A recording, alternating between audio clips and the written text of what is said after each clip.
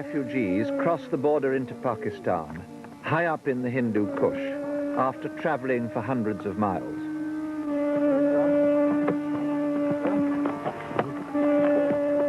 All summer, 7,500 refugees a month have crossed the border, fleeing the bombing and the massacres in their own country.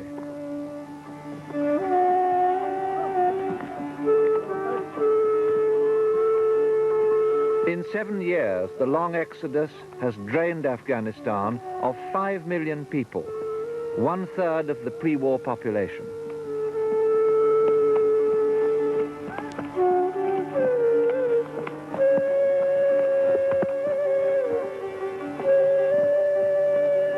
They form exactly 1/2 of the world's total refugee population of 10 million.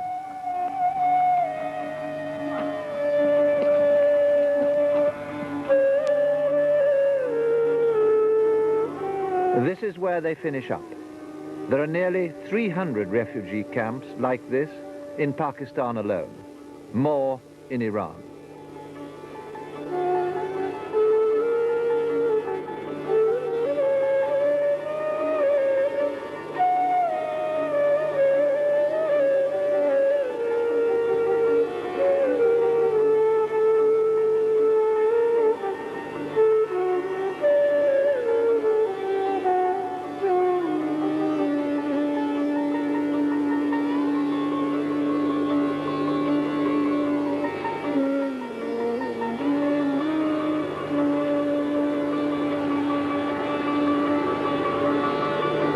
The camps are full of a quiet despair and of many terrible stories.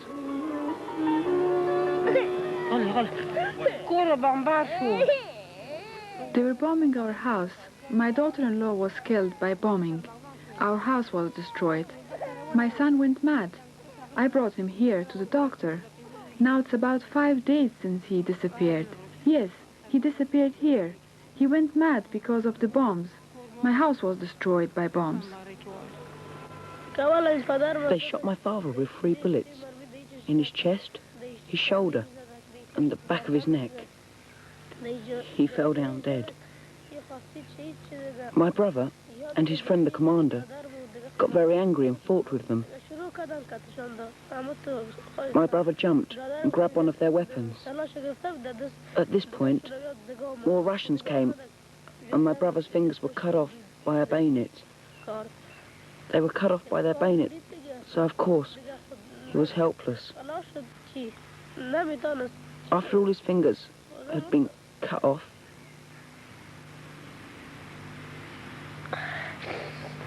they beat him.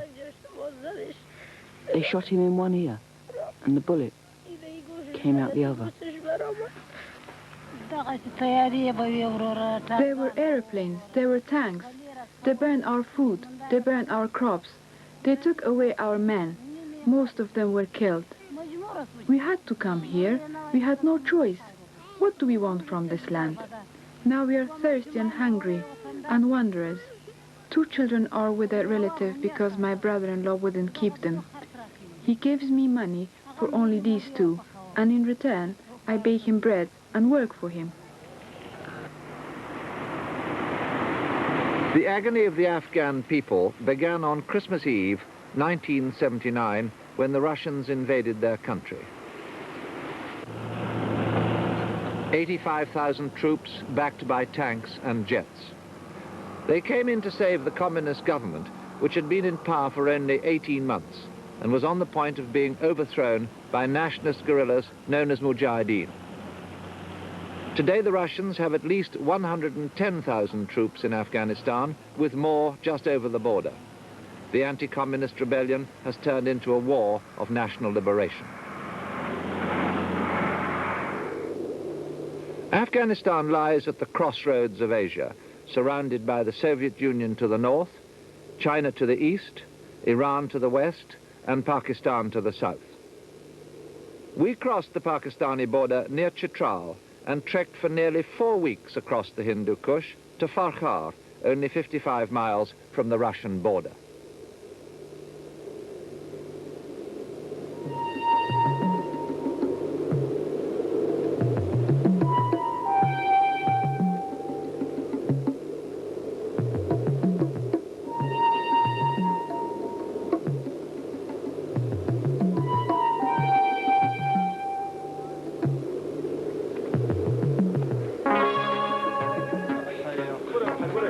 northern route via Chitral is the highest and most difficult for men and horses. I'd travelled it once before, in 1982, and had struggled over the 5 passes which lead across Nuristan to the Panjshir Valley. Each pass is about 15,000 feet, higher than any mountain in the Alps. This time we had to cross another 4 passes to reach our destination on the edge of the Great Northern Plain. Until the body is acclimatized, which takes about 6 weeks, it finds altitudes like these extremely hard work.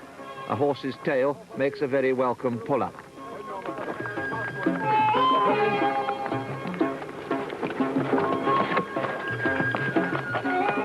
There was still snow on the high passes at the beginning of July, which meant that the arms convoys, already under threat from Russian bombing and ambushes, would only have 4 clear months before this winter's snow starts to fall.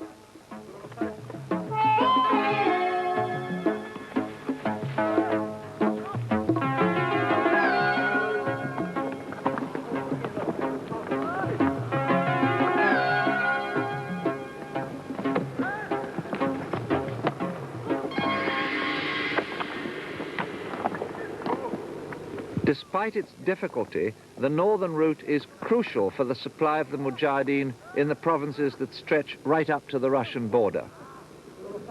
So far, unlike the flatter, easier southern routes, the northern route has gone virtually unscathed by Russian attack. One resistance group, the Jamiat, has been running more guns in than ever before, using 10,000 horses, each making 2 round trips of 4 weeks apiece.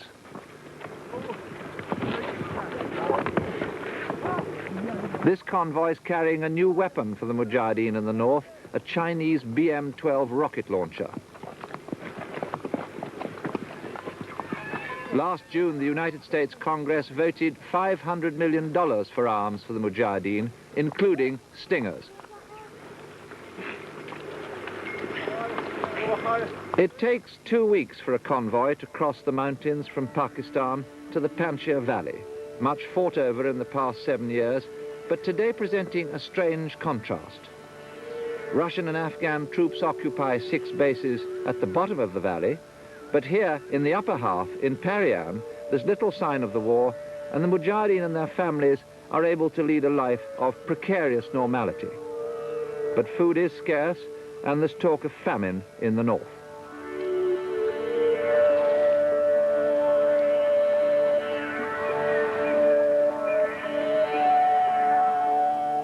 Four years ago, we were caught in a heavy Russian bombing offensive in the Panjshir. This time we escaped, but many Afghans were not so fortunate.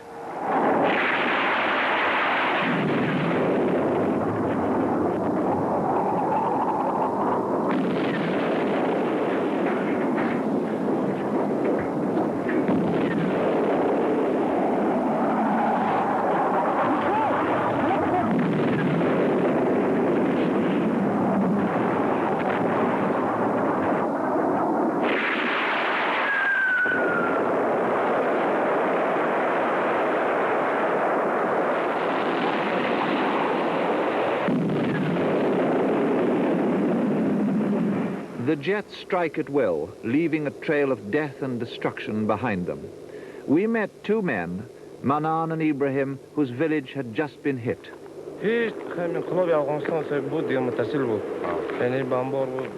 The women were heating the milk. 2 aeroplanes went over very high. We said nothing would happen, but there was danger.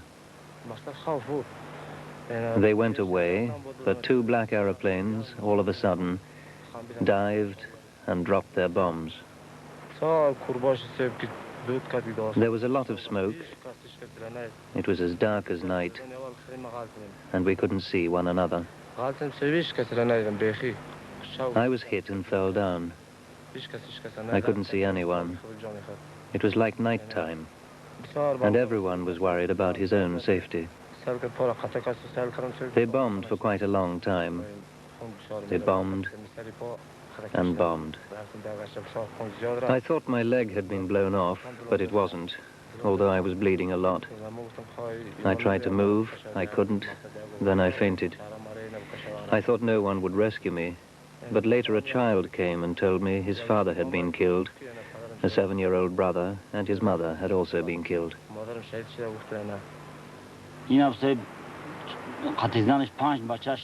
One man who was not at home lost 5 children and his wife. We removed their bodies and 5 or 6 more, making 10 or 11, plus my brother and his wife, 13 altogether. A lot of animals, God knows how many, had been killed or wounded. I was so sad I couldn't speak. We collected them all. My other brother, called Mullah Malen, he wasn't at home, but 3 of his children were lying there. They'd been hit by shrapnel. We carried them out and took them all to the doctor. We also took my nephew, Nasir, and Manan to the doctor too.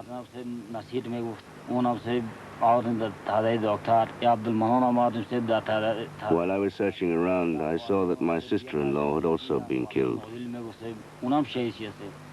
We took the bodies outside, and at night we buried 3 in one grave, 4 in another. It was a terrible sight. May God never let this happen to any Muslim.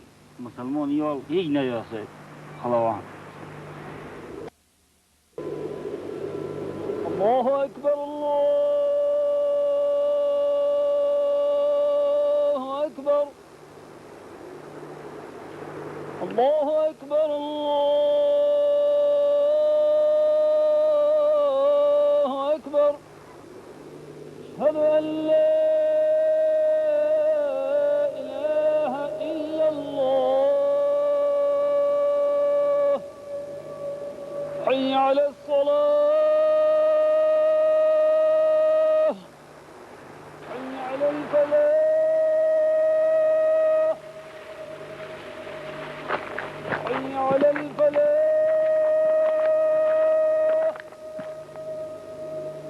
Allahu Akbar.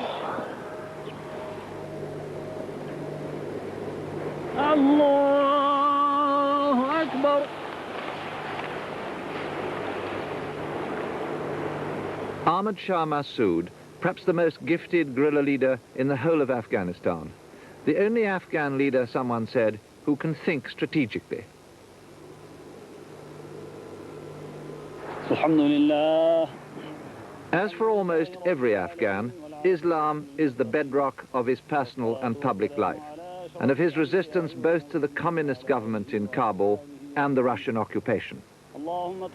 Despite the strain of the war, I found Masood remarkably resilient and self-confident.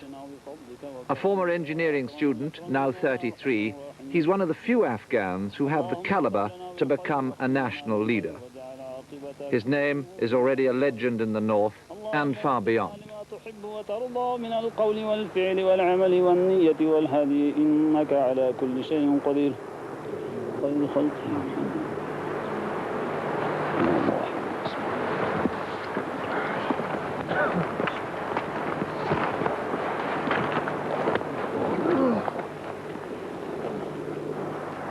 In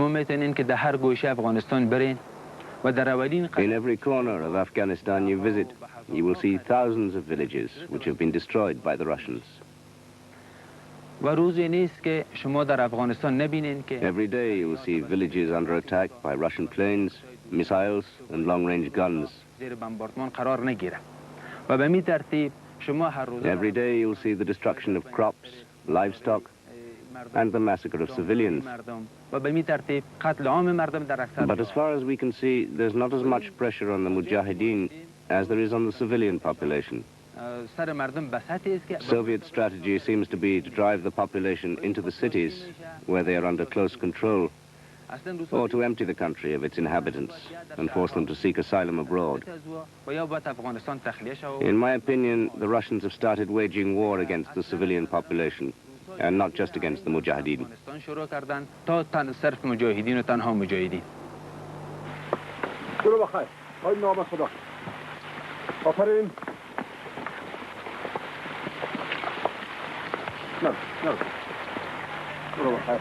The BM-12 ammunition, each rocket weighing 19 kilos, comes north from the Panjshir on donkeys, hardier and cheaper than horses. It's only 3 or 4 days' march from the Panjshir to the secret base in the hills south of Farkhar, where Masood is planning his attack on a big government post. To avoid detection from the air, every rocket and round of ammunition is transported to a narrow side valley and hidden among the rocks.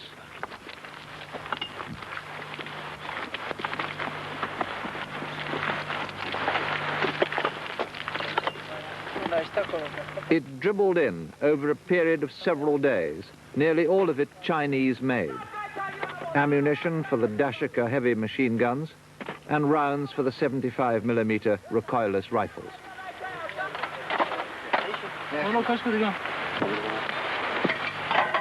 The component parts of the BM-12 rocket launcher were also hidden away to be assembled later.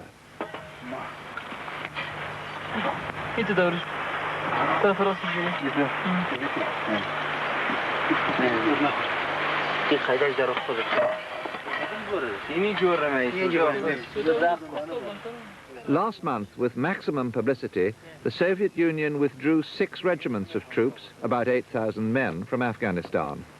What was Masood's reaction?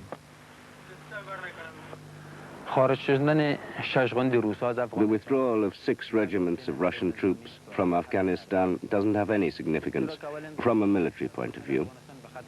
First of all, because the Russians have sufficient forces inside Afghanistan.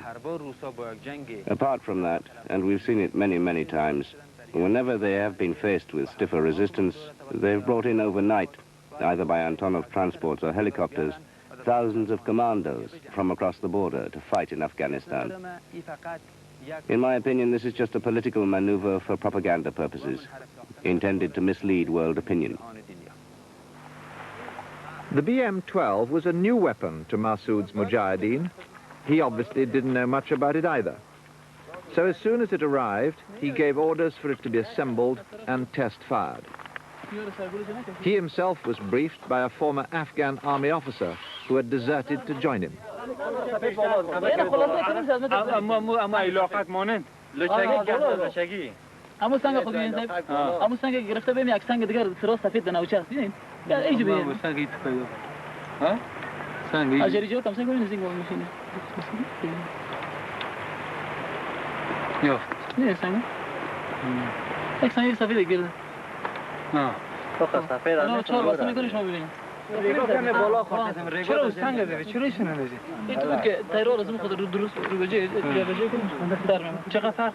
تقریبا 1 متر پایین خورده در قسمت پایین است خب بعد جنگل چند بسته کرده دیگه 3000 Masood clearly hoped that his new weapon would come as a nasty shock to the Farkhar garrison.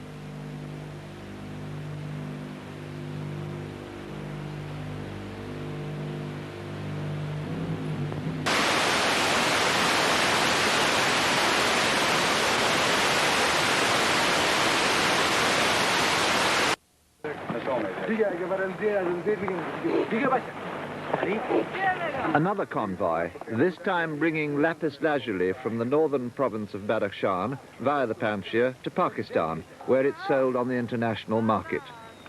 The horses that bring in the arms take out the lapis, a semi-precious stone much prized for its rich dark blue color when cut and polished.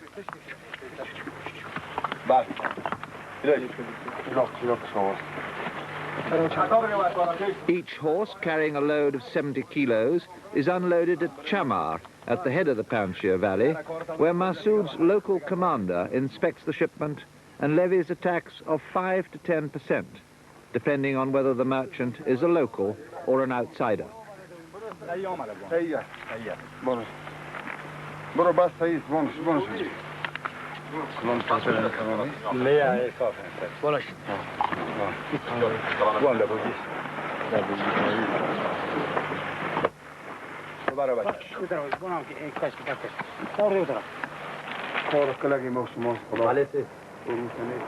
دیگه solo دبانش که گفت خانه نیست بین خوب ببینید روایتی که نیست ما سید حلال کار میکنیم حرام نمیکنیم ما خلاصی جان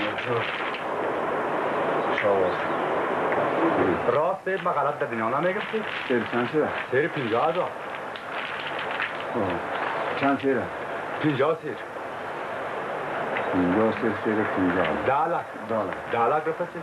دالر صاف شاوز تکلیف نبوخشید نه بخشت سید ما کو تکلیف سید باید شما به سا تکلیف بجوید ما بکشیم سید When the tax has been assessed, a receipt is made out, signed and duly handed over.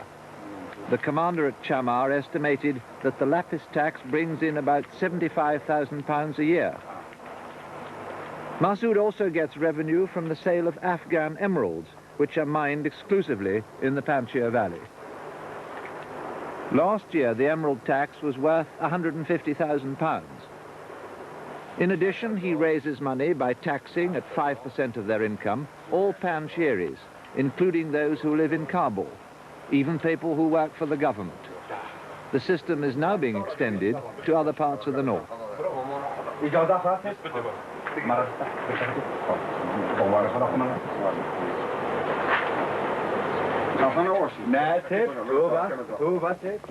All summer, the arms come in from Pakistan and the lapis goes out over these mountains.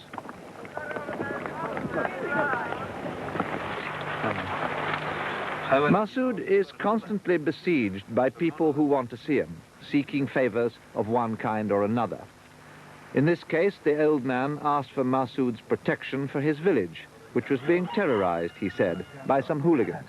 Masood didn't seem to take it too seriously. He even made a joke about these young lads. But he agreed to the old man's request and gave him a letter intended to warn the young men off.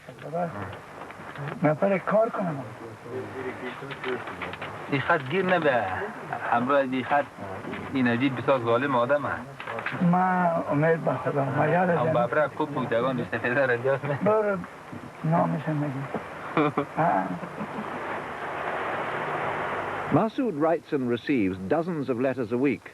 They go by special messenger to all parts of the country.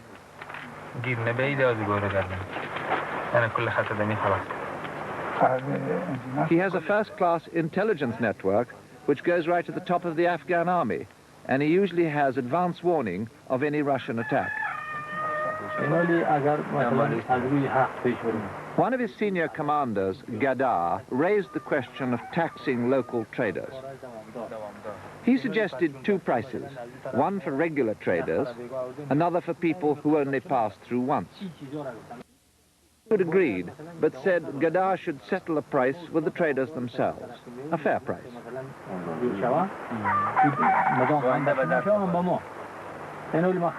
Masood knows he has to carry the civilian population with him. He's very conscious of the political dimensions of the war and works through the traditional system of village and tribal elders. Having listened to all the arguments, he gives his decision.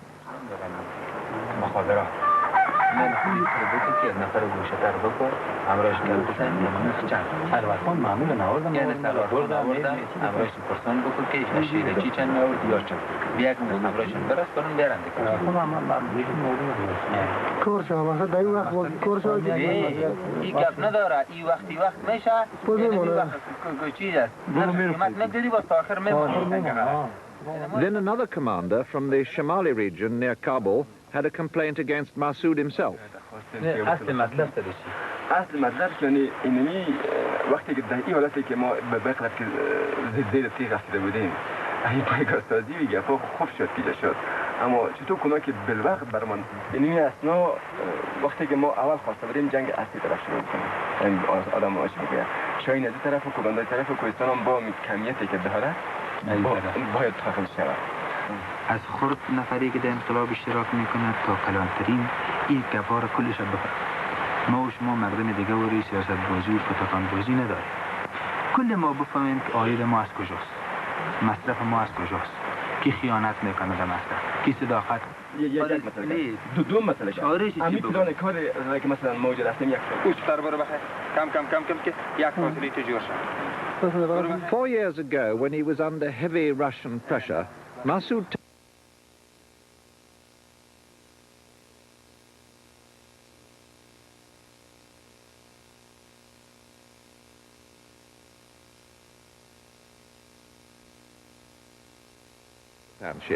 which had always been his stronghold, and carry the war to the enemy in their bases throughout the country. After spending 2 weeks with him near Farkhar in August, it seemed to me he'd done many of the things he said he would do. Most notably, he has united much of the resistance in the northeast, bringing 5 provinces under his command. There's little doubt he'd like to extend his influence throughout the whole of the eastern part of the country, and even into the capital, Kabul. He seems to be everywhere at once, and to do everything himself. Politician, general, even sergeant major.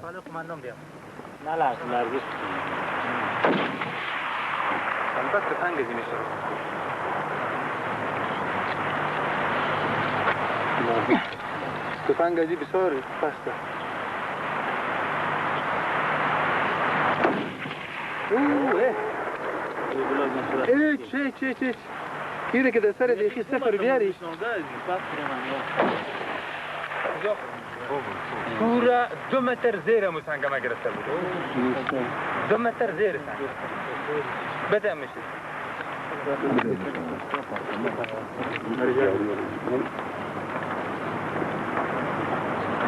Many of these weapons had been captured from the Afghan army, or even the Russians. Some were in bad condition, and no one had bothered to zero the sights.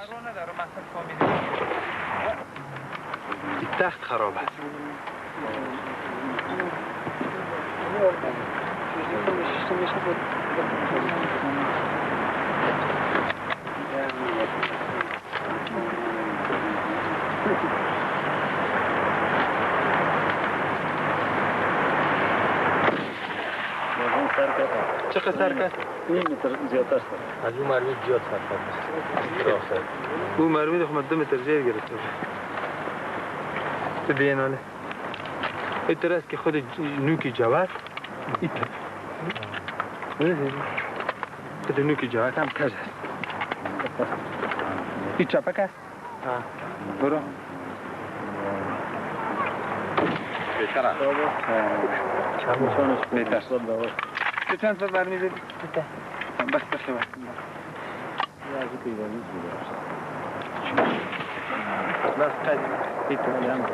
Masood claims he still gets 80% of his weapons from the Russians and the Afghan army, either capturing them or buying them.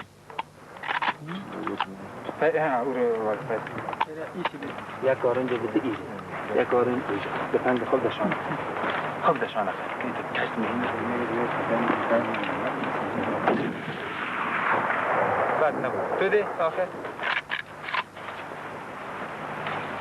فایر تباکو قایدش بخیر 3 نفر دیگه که فایر نکرده باشن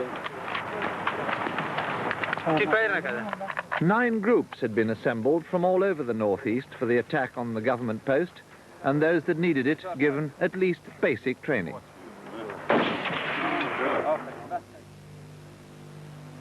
دشمن در جمع در منطقه هموار در 5 قلعه جابجاست.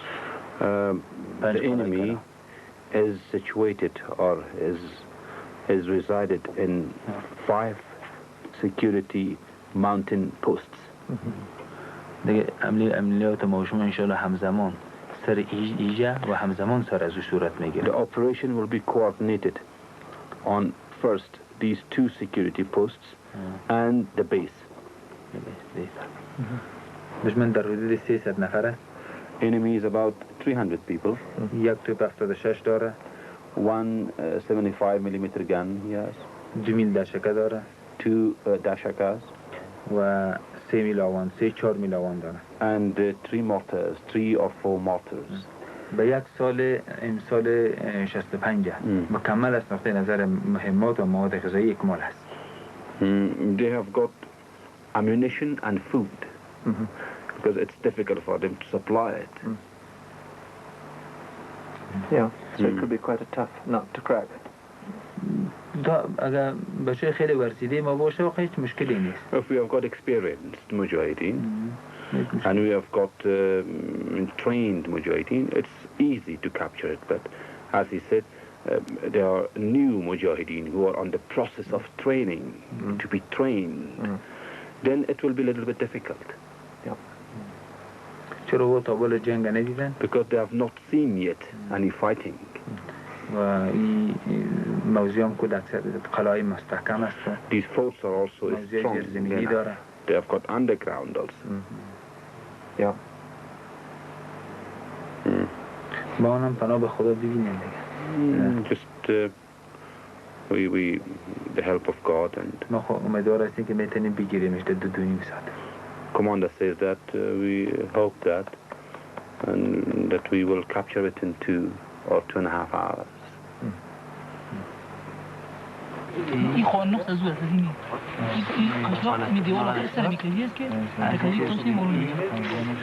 Next day, Masood put the finishing touches to an elaborate, large-scale model of the Farkhar post, painstakingly reconstructed by the defector who'd previously served there. Using his captured Russian map, Masood supervised every detail himself, while the defector marked out the road in front of the post with pebbles.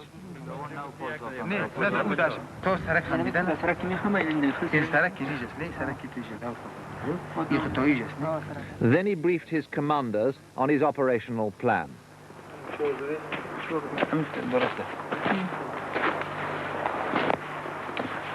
خط مدافعش پوسته درست اینی تا یک جوی است کلش مینکوری پیش مسجد مینکوری اینی خانقاه مینکوری درست اینی جم مینکوری خط جور کرد نه یا خط جور شد می خط سل میکنه چیز دیگه که باز به دفاع خود داره پشت سرش موضوعی سرسر و از یک قلعه موضوعی قلعه موضوع زیرزمینی ایش درسته؟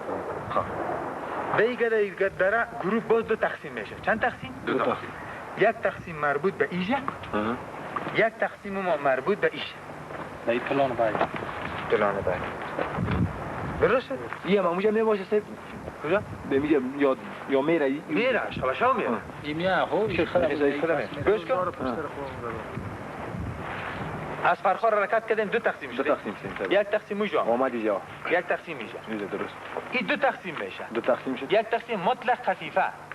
می از این دوایی خودم میپرد زیر جه. میره زیر. تعرضی و با یک میل تو.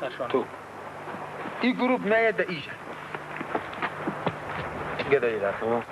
گداییگری ما با 2 تقسیم میشه. چند تقسیم؟ 2 تقسیم. یک تقسیم یک تقسیم میره اونجا به قطع راه حمله اوجینا. ری خدا.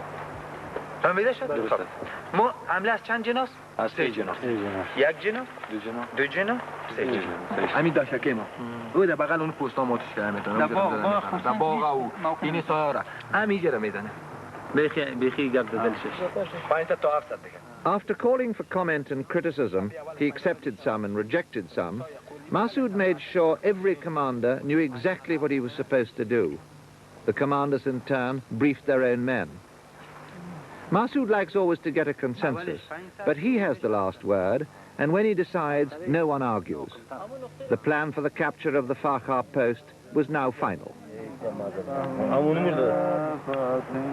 In the last hours before the battle, the Mujahideen made their final preparations, some by reading from the Quran, others in more practical fashion.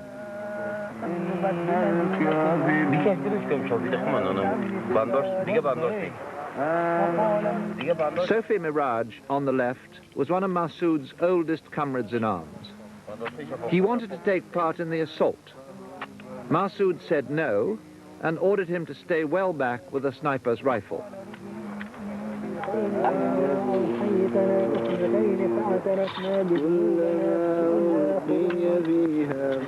Miraj refused. In the ensuing argument, Masood slapped him. Miraj eventually got his way, going in at close quarters with one of the assault groups. He was killed in action.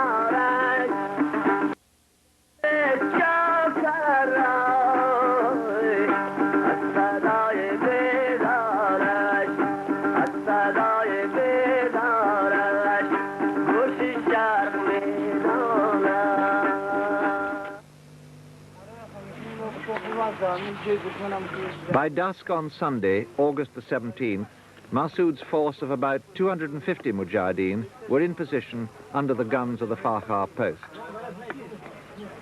But only 60 or 70 of them were experienced, battle-trained guerrillas, mostly from the Panjshir.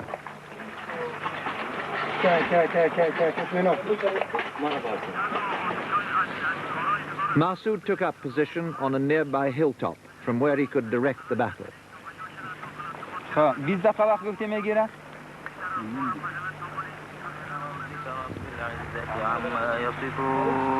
وسلام على المرسلين والحمد لله رب العالمين.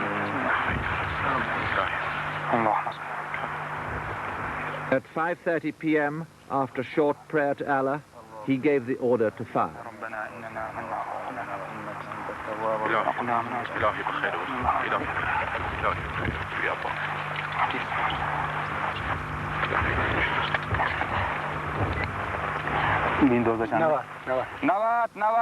نوات آمادستی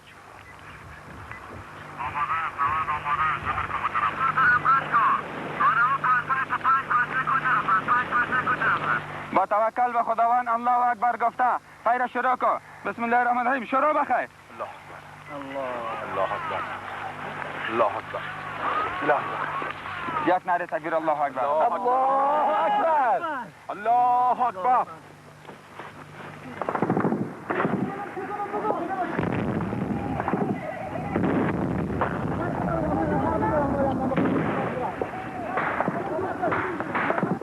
The first objective was the machine gun position on a hill overlooking the post.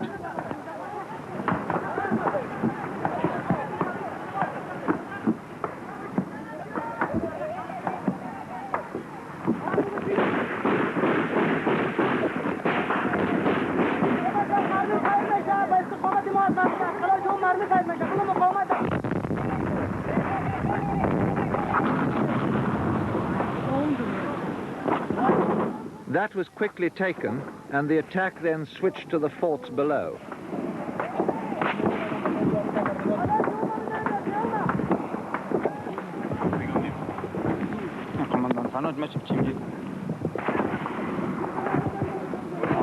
These now fell in fairly rapid succession, although Panar's group was held up by an unexpected minefield.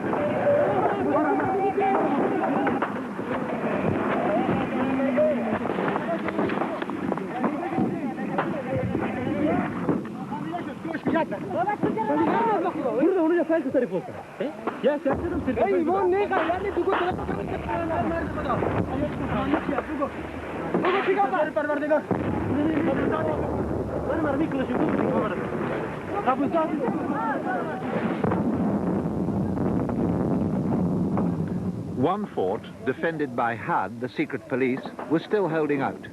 Commandant Pana, Commandant Pana, Commandant Pana, 25, 25, 25. صدای من میشنوی؟ مرکز هستم، میشنوی یا نه؟ تو در کدام قسمت هستی حالا؟ تو بگو تو در کدام قسمت هستی؟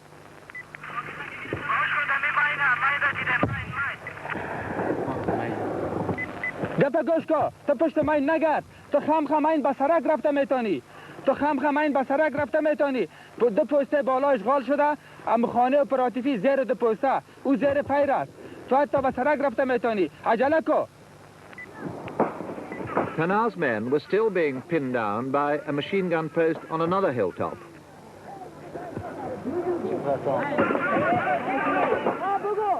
Then the BM-12 got the range.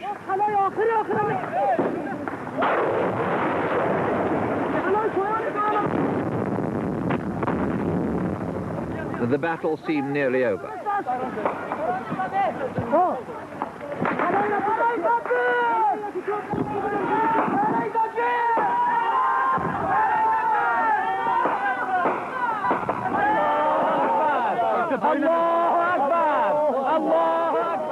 But the fifth and last post still continued to hold out, the secret police, not surprisingly, always being the last to surrender.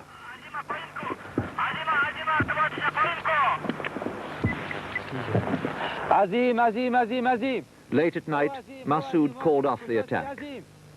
The last fort fell 30 hours later.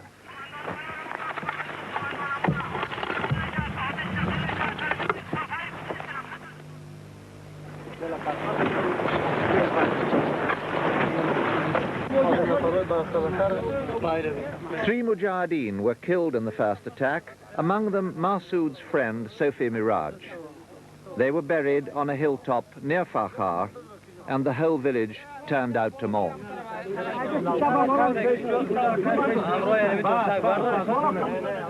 Masood displayed his own very personal grief at the graveside.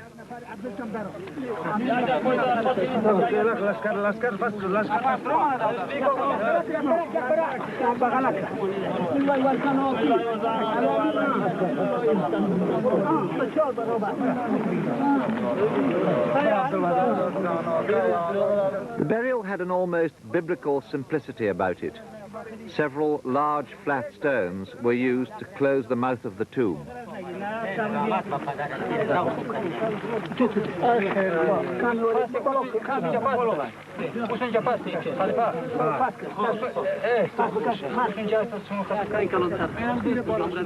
Then lumps of clay were passed from hand to hand to seal the grave.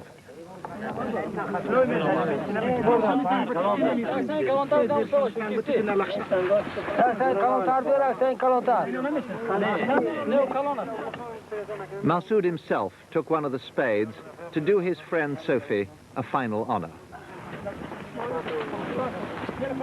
Masood lost 5 dead and 8 wounded and claimed to have killed over 100 of the enemy. He strongly believes the war is turning in his favor. With the passing of each day, the economic and political pressures increase on the pro-military faction in Moscow. Russian casualties, which mount up day by day, are another problem they face. The many deaths that people hear about, in spite of very tight censorship, have caused protest movements against the war. The next problem is the loss of morale among the Russian forces fighting the war in Afghanistan, particularly the officers. At the moment, I can assure you, Russian army morale is not what it was 4 years ago.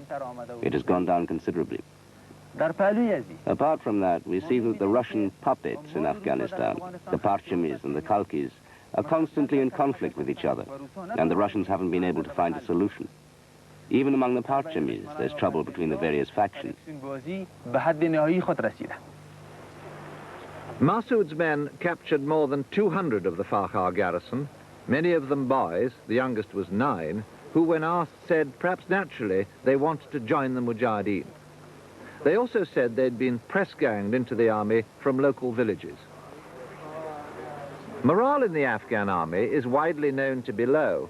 Even the Communist Party leader Najib says so. When the Russians invaded, it was about 80,000 strong. Today, it's only half that, largely because of the high rate of desertions. All this encourages Masood, who's a great optimist. If the border is closed and hope doesn't reach us, it won't make the slightest difference to our determination. We will carry on fighting until we achieve victory or death.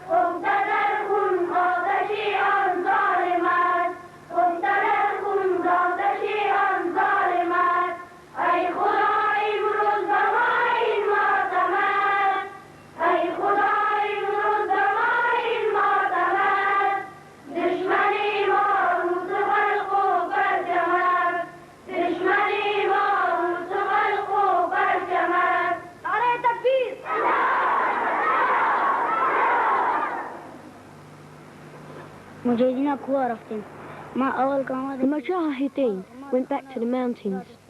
The Russians came in our direction. We were all in bed. They broke down the door and came in. The door was smashed. We got a fright. We jumped up. My brother didn't get up. They forced him to stand up. My brother lay down and hid himself. They shot my father with bullets. They lifted me up. I was wounded by their bayonets. I lay down and I was crying. I was sad because my father had been killed. My father was killed and he was lying on the ground. They took us outside. I saw lots of people had been taken out of their houses into the alleyways and killed. We went to the bazaar, the shops. The shops had been burnt. People had been killed. Everywhere, women had been killed. Men had been killed. Even boys that high had been killed. They didn't leave a single one alive. The refugee camps contain many stories like that. Last February, in a special report to the United Nations, Dr. Felix Ermacora had this to say. Continuation of the military solution will, in the opinion of the Special Rapporteur, lead inevitably to a situation approaching genocide, which the traditions and culture of this noble people cannot permit. Dr. Amakora estimated that 35,000 Afghan civilians were killed in the fighting last year. The figure this year is likely to be even higher. Russian bombing and ground attacks have, if anything, been intensified. After 7 years of war, the prospects for peace in Afghanistan seem as remote as ever, as remote as a total Soviet withdrawal. The refugee camps look permanent, as does the Afghan will to resist. Masood's phrase, death or victory, sounds melodramatic, but it may, alas, be true. Perhaps only a deal between the two superpowers can bring the destruction of Afghanistan to an end.